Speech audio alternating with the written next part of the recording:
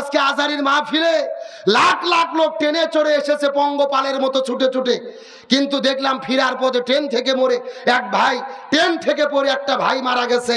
আমরা দোয়া করি আল্লাহ তাকে শহীদ হিসেবে কবুল করুক, বলেন আমিন। তার কারণ রাসূল বলেছেন জান্নাতি মৃত্যুর 6টি আলামত রয়েছে, তার মধ্যে অন্যতম একটা আলামত হলো ভালো আমল করতে করতে মারা যাওয়া, ভালো কাজ করতে করতে মারা যাওয়া। কেউ যদি সিনেমার হলে যাইতে গিয়ে মারা যায়, এটা হলো জাহান্নামী মৃত্যুর আলামত। কেউ যদি মসজিদে যেতে গিয়ে মারা যায়, মাহফিলে যেতে গিয়ে মারা যায়, এটা হলো জান্নাতি ব্যক্তির মৃত্যুর আলামত। আবু দাউদ শরীফের হাদিস, এটা ভালো করে বুঝবেন। আপনি খারাপ কাজ করতে করতে মারা যাবেন, যেতে গিয়ে মারা যাবেন, জাহান্নামী ব্যক্তির মৃত্যুর আলামত। আপনি ভালো নেক আমলের কাজ করতে গিয়ে রাস্তার মধ্যেও যদি মারা যান, এটা হলো জান্নাতি ব্যক্তির মৃত্যুর আলামত। আমরা দোয়া করি আজারির মাহফিলে টেনে পড়ে যে মারা গেল কাটা পড়ে, আল্লাহ যেন শহীদ হিসেবে কবুল করে, বলেন আমিন। তাহলে চিৎকার করে বলেন আলেমদেরকে সম্মান দান করবে কি আল্লাহ। এই আজারির এত জনপ্রিয়তা কেন হলো? আজারি 14 সালে মাহফিল করতো, লোক হয়তো 10,000 20,000, এখন লোক হচ্ছে 20 লাখ 25 লাখ। এর বিরুদ্ধে যত ষড়যন্ত্র হয়েছে, আল্লাহ তার জনপ্রিয়তা তত বাড়াইয়া দিয়েছে। এখন বর্তমানে আজারি হচ্ছে হেমিলনের ভাসিওয়ালা, যেখানে যাচ্ছে লাখ লাখ লোক তার পিছন দিকে ছুটতেছে। এর বিরুদ্ধে বাংলাদেশের কিছু কিছু আলেম ওলামা ফতোয়া দিয়েছিল আজারি কাফের, এর ওয়াজ শোনা যাবে না, এর কাছে যাওয়া যাবে না। যে যেমনি পারে ফতোয়া দিয়েছে, ওর বিরুদ্ধে যত ফতোয়াবাজি করতে জনগণ তার প্রতি আরো মহব্বত বেড়ে গেছে। আমার নবী যখন মক্কায় ছিল, আবু জেল যেই মানুষগুলো মক্কায় যায় রাস্তার মধ্যে ধরে বলছে খবরদার, মক্কাত কিন্তু মোহাম্মদ নামে একটা পাগলা আছে, এই পাগলের কাছে তোমরা যাবা না, গেলে বিপদ আছে। চতুর্দিকের লোক চিন্তা করে কেরে মোহাম্মদ কেমন পাগল, মক্কাত যাওয়ার পর আগে ওটাই আমরা দেখতে চাই। এ কথা কোন না গা? আমার দেশের আলেমেরা বলছে আজারি কিন্তু কাফের, এর ওয়াজ শোনা যাবে না। আর বাংলাদেশের মানুষ মোবাইল বের করে চিন্তা করছে কেরে আজারির ওয়াজ আগে শুনি তো দেখি কি ওয়াজ করে। তারপরে ওয়াজ শোনার পরে আজারির প্রেমে পড়ে গেছে। কথা কোন ঠিক কিনা? তার মানে হেরে গেছে ওদের হিংসা, জিতে গেছে আমাদের ভালোবাসা। তার মানে বোঝা যায় আল্লাহ যদি কাউকে উপরে উঠাতে চায়, ভাই তাম পৃথিবীর লোক পাও ধরে টানলে কি তাকে নামাতে পারবে? আজারিকে কবুল করছে আল্লাহ, আপনি আমি ফতুয়া দিয়ে কি করব? এ কথা কোন না? এক পাগলা আবার ফতুয়া দিচ্ছে যে আজারির মাহফিলে লাখ লাখ লোক কেন আসে? লোক টাকা দিয়ে ভাড়া করে আনে। টাকা দিয়ে কি করে আনে? আজারির মাহফিলে বলে টাকা দিয়ে লোক ভাড়া করে আনে। পাগল, টাকা দিয়ে ভাড়া করলে লোক সকাল থেকে সন্ধ্যা থাকে, 3 দিন আগে যে পাগলের মতো প্যান্ডেলে শুয়ে থাকে না। এগুলো হলো কোরআনের মহব্বত, রসুলের মহব্বত, ইসলামের মহব্বত। কথা কোন ঠিক কিনা? তবে আমি আপনাদেরকে একটা কথা পরিষ্কার করে বলি, ওই আবু জেলের সঙ্গে বাংলাদেশের আবু জেলের মিল আছে না নাই? কিন্তু আবু জেল বিদায় নিয়ে চলে গেছে মক্কার কাবা ঘরের পাশেই আবু জেলের বাড়ি ছিল। বলেন তো আবু জেলের বাড়ি কি আর বাড়ি আছে? আবু জেলের বাড়িকে আল্লাহ বানাই দিয়েছে ইন্টারন্যাশনাল পায়খানা। তাম পৃথিবীর মানুষ মক্কাত যায়, হজ আর উমরা করে, কিছু করুক আর না করুক বেশি করে খায়, আবু জেলের বাড়ির যে পায়খানা করে। এ কথা কর না কে? আর আল্লাহর কি খেলা? আমার দেশের স্বৈরাচাররা 5ই আগস্টে পালিয়ে গেছে, গুলিস্তানে বঙ্গবন্ধু এভিনিউয়ে তাদের 12 তলা বাসা ছিল। বাংলাদেশের ঢাকার মানুষেরা তাদের অফিসটাকে অঘোষিত টয়লেট বানায় আনেছে। এ আল্লাহ আকবার! এগুলো কার ফয়সালা? আরবিতে একটা প্রবাদ বাক্য আছে, কামা তাদিনু তুদান, যেমন কর্ম তেমন ফল। কিন্তু আমরা বলতে চাই শুধু তাদের অফিস নয়, ওই গণভবন আর ধানমন্ডি 32কে জাদুঘর বানালে হবে না, ওই গণভবন আর ধানমন্ডি 32কেও জাতীয় টয়লেট বানানো দরকার। তাহলে বাংলাদেশ যতদিন থাকবে এই দেশের মানুষেরা ঢাকা যাবে, তাদের টয়লেটে যে কাম সারবে আর তাদের প্রতি ঘৃণা স্থাপন করবে। তবে আমাদের ঐক্যবদ্ধ থাকতে হবে। বিএনপি বলেন, জামাত বলেন, চরমোনাই বলেন, ভারত ষড়যন্ত্র করতেছে। আগামী নির্বাচনের আগ পর্যন্ত আমাদের নিজেদের মধ্যে ফাটল তৈরি করলে হবে না, একতাবদ্ধভাবে এই ষড়যন্ত্রের মোকাবেলা করতে হবে। আর এটা যদি করতে না পারি, স্বৈরাচার বলতেছে আমি সীমান্তর কাছে আছি, যে কোনো সময় শর্ট করে ঢুকে পড়তে পারি। আমরা বলতেছি ম্যাডাম আপনি আসেন, এটা তো আপনার বাবার দেশ, আপনি আসেন, আপনি শর্ট করে ঢুকবেন আর আমরা আপনাকে ফট করে আয়না ঘরে ঢুকে দেবো। এ কথা বল না কে রে? ও শর্ট করে ঢুকবে, আমরা কি ফিডার খাবো? আঙুল চুষবো? কোথায় ঢুকে দেবো? বুবু আইবা, তুমি আইবা গো, এইবার আইসা বুবু ক্ষমতা পাইবা না। একটু জোরে বলেন, জোরে বলেন। বুবু আইবা তুমি আইবা গো, এইবার আইসা বুবু ক্ষমতা পাইবা না। খোঁজ নেই বুবু কাদের কাকার, অবস্থা খারাপ দরবেশ বাবার, হাউন আঙ্কেল এখন সামনে আসে না। নেতা কর্মী সব ছেলের ভেতর, বুবু আছে ডরের উপর, কখন জানি আসে গ্রেফতারি পরোয়ানা। বুবু আইবা তুমি আইবা গো, এইবার আইসা বুবু সিংয়ের বাইবানা। এ কথা কোন? আল্লাহর কোরআন বলছে কুতিবা আলাইকুমুল কিসাস, জীবনের পরিবর্তে জীবন, হাতের পরিবর্তে হাত, পায়ের পরিবর্তে পা, চোখের পরিবর্তে চোখ। এই আয়াতের ডিজিটাল ব্যাখ্যা হলো আয়না ঘরের পরিবর্তে আয়না ঘর। তার কারণ বলেন তো, আয়না ঘর কি আমরা তৈরি করেছি না ওরা করেছে? আমাদের প্রিয় ভাই ব্রিগেডিয়ার আমান আজমি ব্যারিস্টার আরমানকে 13 বছর আয়না ঘরে বন্দি করে রেখেছে। সূর্যের আলো দেখতে দেয়নি, বাইরের বাতাস দেখতে দেয়নি। আজান যখন হতো বক্সে গান বাজাইয়া আজান পর্যন্ত শুনতে দিত না।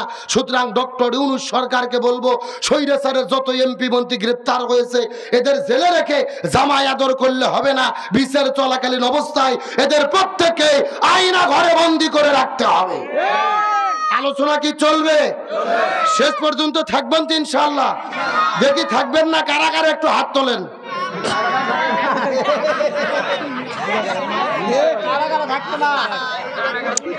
এই বলে হুজুগে বাঙালি, যাই বলে আয় রে তারই সাথে যাই রে, বোঝা শোনা নাই রে। এরকম হলে হবে না। সত্য সত্য শেষ পর্যন্ত থেকে আখিরি মোনাজাত করে কারা কারা যেতে চান টান টান করে দুটি হাত আল্লাহকে তুলে দেখান। লিল্লাহে তাকবীর। এ সাউন্ড হয়নি, সবাই হাত উঠান। মুরব্বি মুরব্বি হাত উঠান। এই ছেলে হাত উঠাও দেখি, সভাপতি উঠান। সবাই একটু গলা কাকার দাম তো দেখে। হ্যাঁ লিল্লাহে তাকবীর। আল কোরআনের আলো,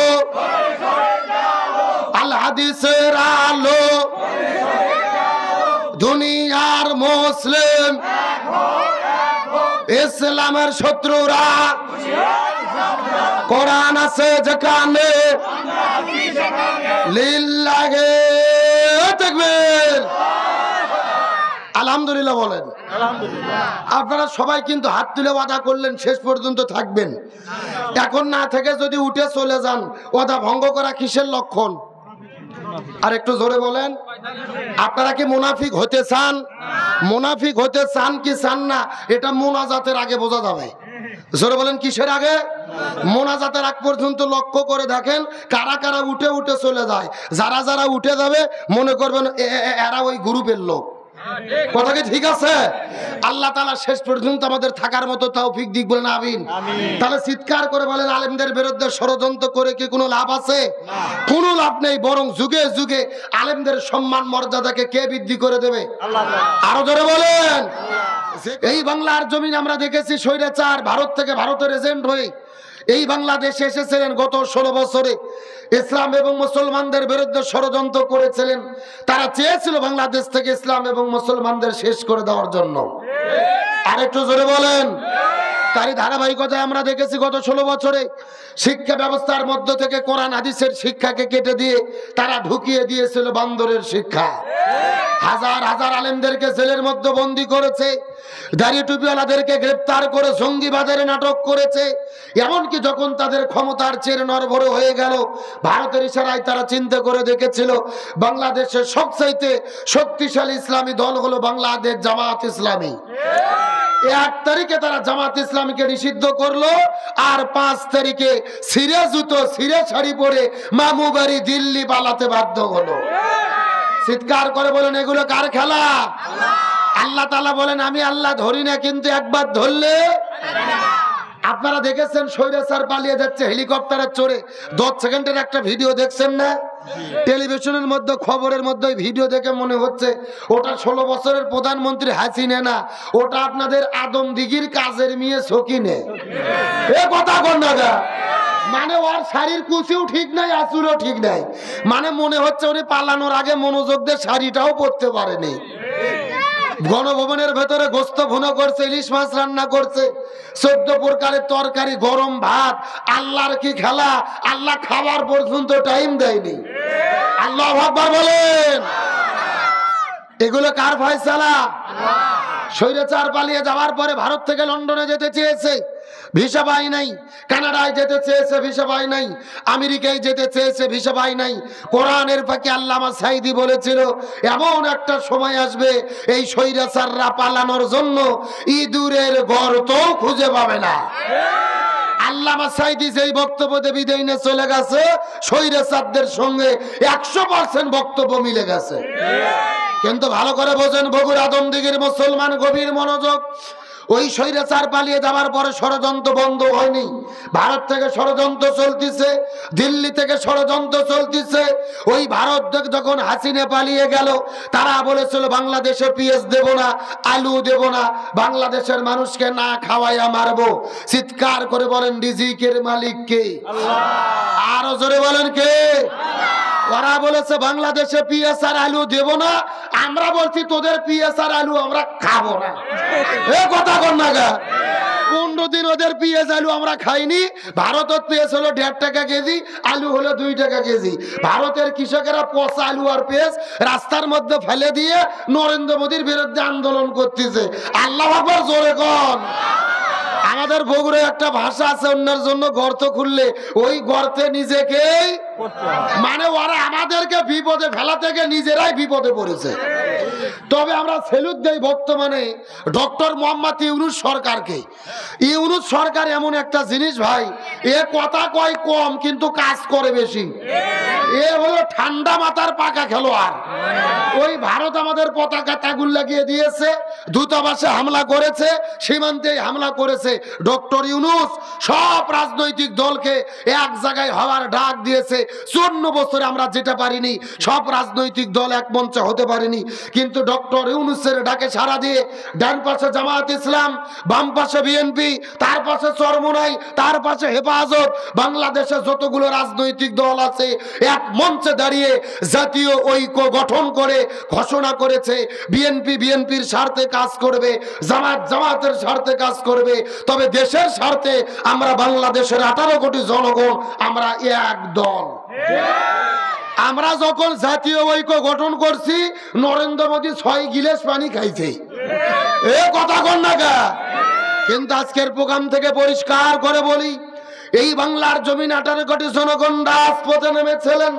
আমাদের প্রিয় ভাই আবু সাইদ রংপুরে বন্দুকের কাছে বুক পাতিয়ে দিয়ে চিৎকার করে বলেছিল, আমার মনে দারুণ ঝড়, বুক পেতেছি গুলি কর। একে একে 4টে গুলি খেয়ে শহীদ হয়েছে। মুগ্ধ ভাই পানি বিতরণ করতে গেছে, শহীদ করে দিয়েছেন।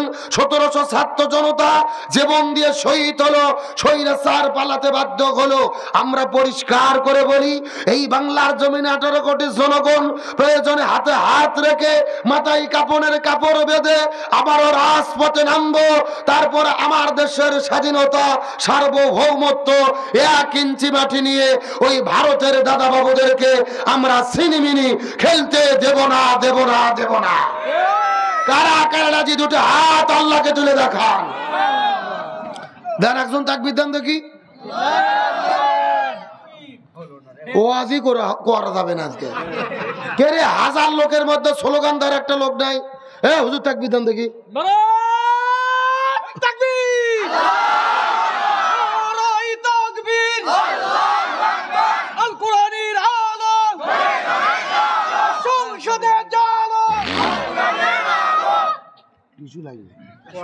কে রে? সংসদ কই ভয় খাচ্ছে নাকি? না না, স্লোগান দিলে পুরোটা দেওয়া লাগবে। আল্লাহ তাআলা কবুল করুক, বলেন আমিন। জি, শুরু যেহেতু করতে সামনে ভালো হবে ইনশাল্লাহ বলেন। ওনাকে 1 কাপ চা দেন আর আমার গরম পানি দেন। আমরা 2 জন যদি ঠিক থেকে আলোচনা চলবে ইনশাল্লাহ। ইনশাল্লাহ বলেন। আমরা 24শে বাংলাদেশ নতুন করে স্বাধীন করেছি। এই ভারতের জমিনে, এই বাংলার জমিনে আর ভারতের কোনো তাবেদারি চলতে দেওয়া হবে না। বরং যেই দলই ভারতের দালালি করবে আমরা তাদেরকেই বয়কট করব। আসেন, আমি এত কথা আপনাদের মধ্যে কেন বললাম? 1450 বছর আগে মক্কার দারুন নাদওয়া সংসদের ভেতরে আবু জেহেল আমার রাসূলের বিরুদ্ধে যেই তিনটে ষড়যন্ত্র করেছিল, গত 16 বছরে আমার দেশের আবু জেহেলেরাও বাংলাদেশের ইসলাম এবং মুসলমানদের নিয়ে একই রকম ভাবে তিনটে ষড়যন্ত্র করেছে। চিৎকার করে বলেন কয়টা? এই তিনটে ষড়যন্ত্রগুলো কি কি আমাদের কোরআন থেকে জানার দরকার আছে না নাই?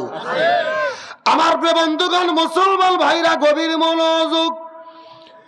আজ থেকে 1450 বছর আগে মক্কার দারুন নাদওয়া সংসদের ভেতরে আবু জেহেল রাসূলের বিরুদ্ধে, ইসলামের বিরুদ্ধে যে তিনটা ষড়যন্ত্র করেছিল, গত 16 বছরের ভেতরে আমার দেশের ভেতরে আমার দেশের আবু জেহেলেরা একই রকম ভাবে তিনটা ষড়যন্ত্র করেছে।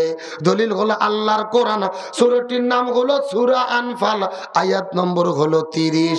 চিৎকার করে বলেন তো দেখি কয় নম্বর আয়াত? 30। এই আদমদিগের মুসলমান গভীর মনোযোগ লক্ষ্য করুন।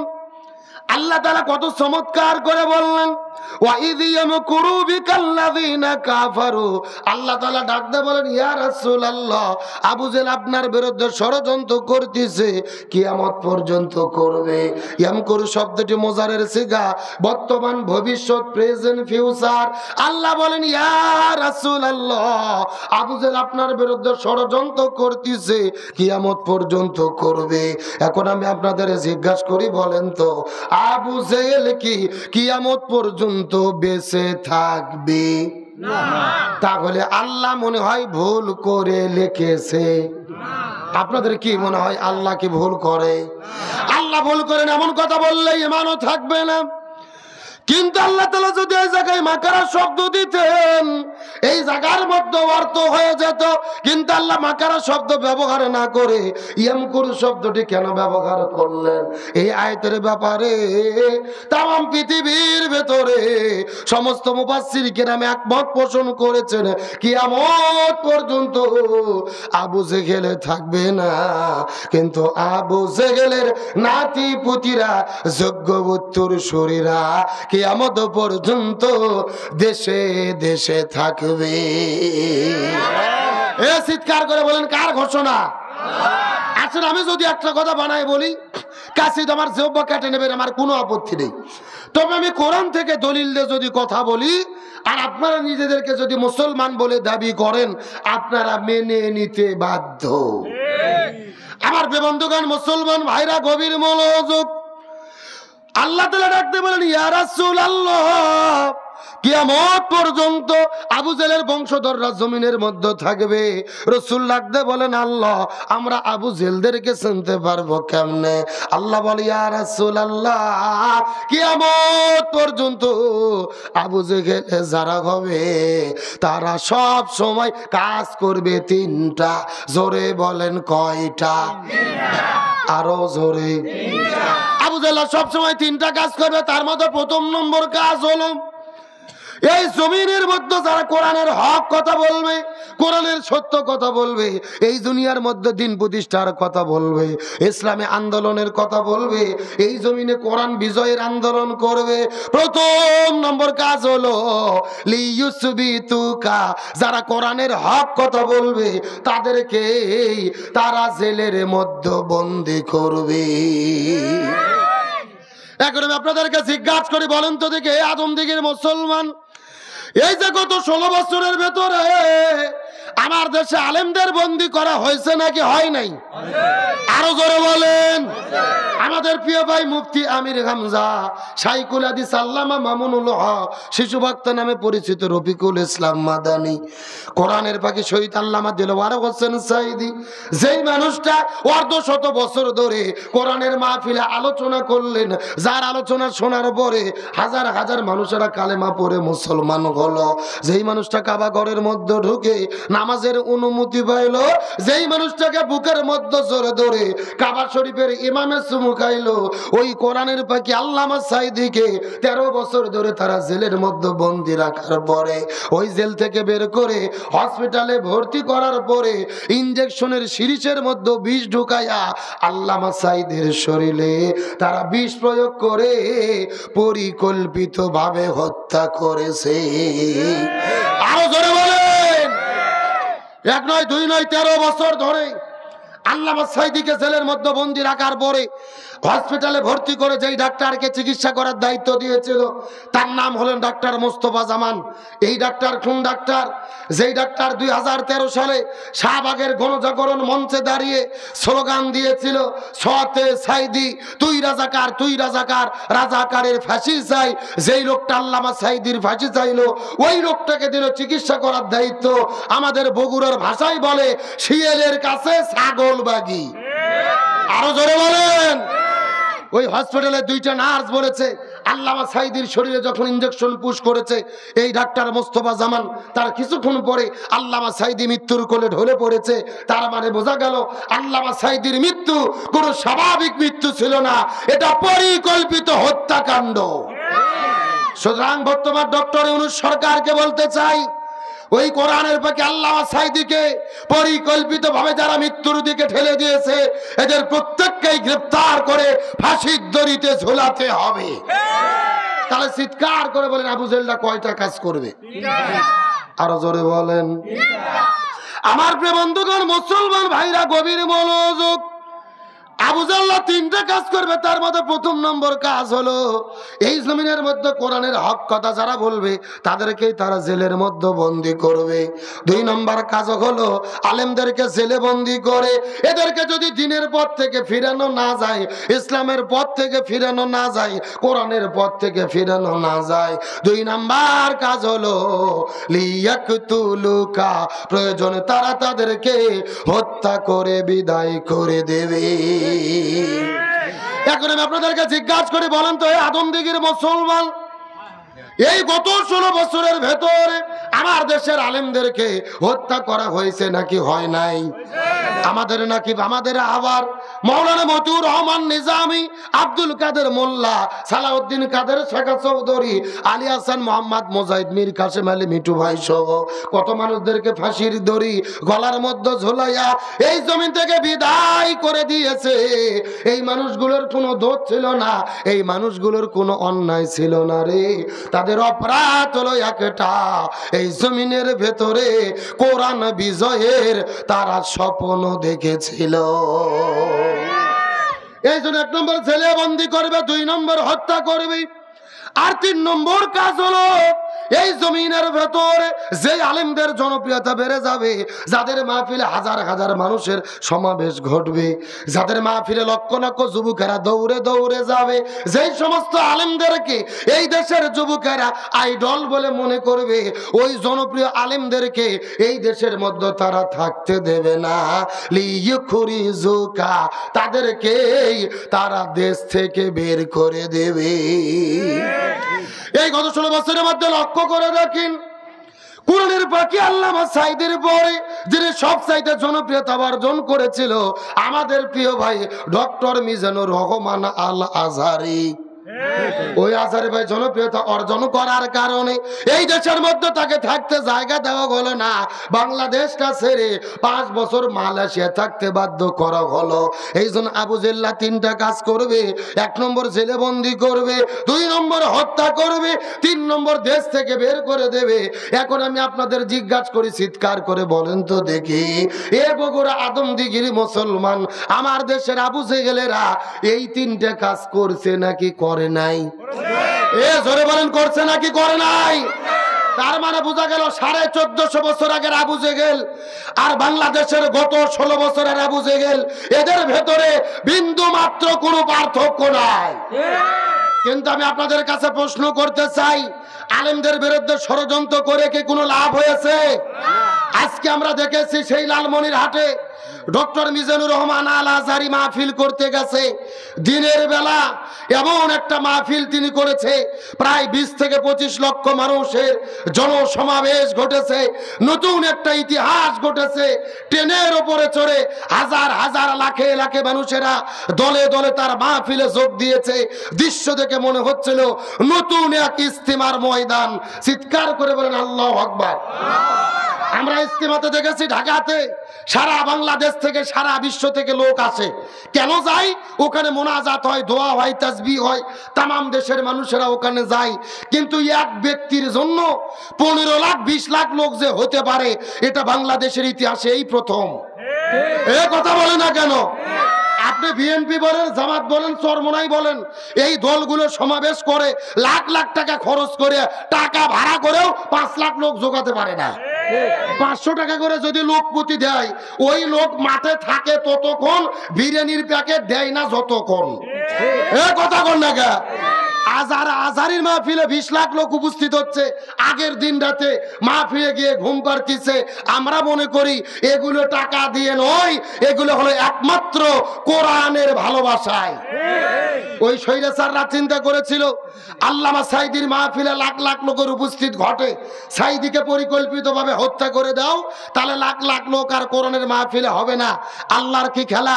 সাঈদী মাহফিলে আসলে বগুড়াতে লোক হইতো 2 লাখ, আর এখন আজারি যেই মাহফিলে যাচ্ছে লোক হচ্ছে 20 লাখ 25 লাখ। চিৎকার করে বলেন আল্লাহু আকবার। তাহলে বলেন তো, আলেমদের বিরুদ্ধে ষড়যন্ত্র করে কি কোনো লাভ হয়েছে? তোমরা আলেমদেরকে জেলবন্দি করেছো, কিছু আলেমদেরকে হত্যা করেছো, কিছু আলেমদেরকে দেশ ছাড়া করেছো, এতে কোনো লাভ হয়নি। বরং স্বৈরাচার পালানোর পরে আমরা লক্ষ্য করে দেখতে পারতেছি বাংলাদেশে ইসলামপন্থীদের গণজোয়ার চলতেছে। আল্লাহু আকবার বলেন। তাহলে লাভটা কি হলো? কি লাভ হলো? আজারির মাহফিলে 20 লাখ 25 লাখ মানুষ। আল্লামা সাঈদী বলেছিল, এই যে লাখ লাখ লোক আমার মাহফিলে আসে, এগুলো সাঈদীর আকর্ষণে আসে না, এগুলো আসে আল্লাহর কোরআনের আকর্ষণে। তার বক্তব্য কিন্তু প্রমাণিত হলো। তিনি বিদায় নিয়ে চলে গেছে, আজকেও মাহফিলে লাখ লাখ লোক যাচ্ছে। সুতরাং মানুষের ভালোবাসা কোনো ব্যক্তির প্রতি নয়, মানুষের ভালোবাসা কোরআনের প্রতি, রসুলের সুন্নাহর প্রতি।